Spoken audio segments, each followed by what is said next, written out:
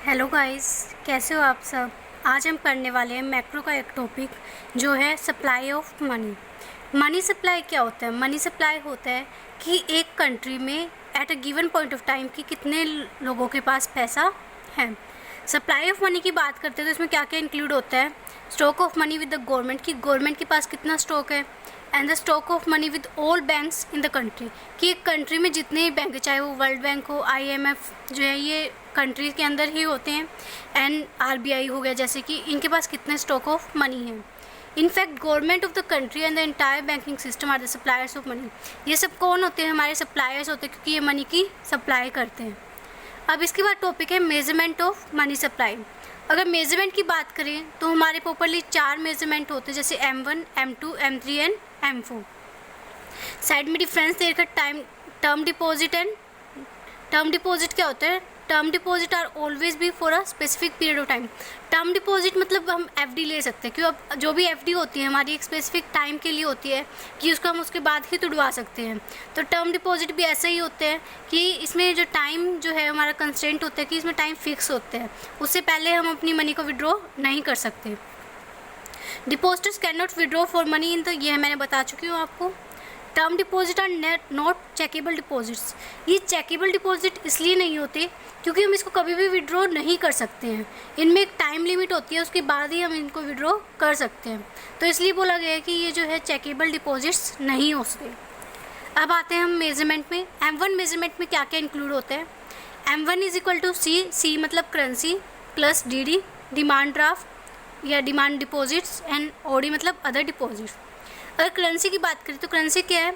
It refers to currency and include coins and paper notes held by the public कि अगर एक point of time पे कि public के पास कितने कॉइन्स हैं और कितने पेपर नोट्स हैं, वो सब हम करेंसी में इंक्लूड करेंगे। सेकेंड है डिमांड डिपॉजिट। डिमांड डिपॉजिट होता है जो लोग अपने कमर्शियल बैंक्स होते हैं उनमें जो अपनी अकाउंट्स ओपन कराते हैं वो कभी भी उस चीज़ को विड्रॉ कर सकते हैं और कभी भी उनको डलवा सकते हैं, तो वो होते हैं डिमांड डिपॉजिट्स। डिमांड मतलब कि जो पीपल है वो कभी भी अपने पैसे के लिए डिमांड कर सकते हैं, तो इनको इसलिए बोला गया है demand deposits. And third and last one है OD अदर डिपॉजिट्स।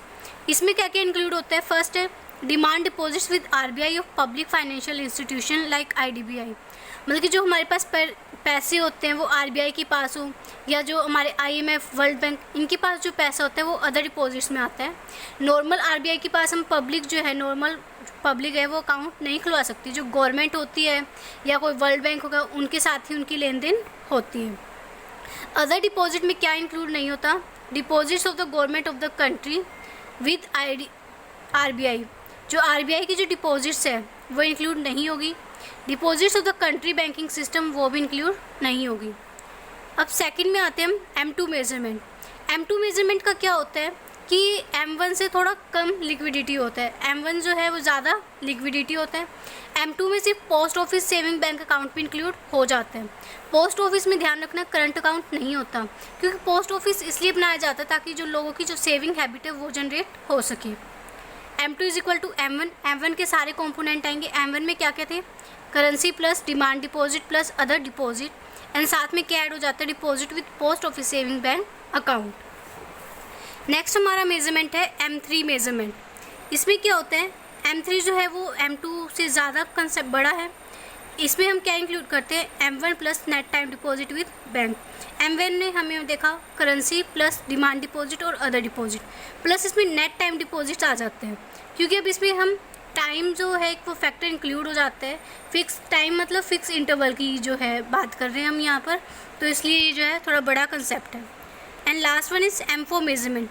ये क्या है? M3 plus total deposit with post office.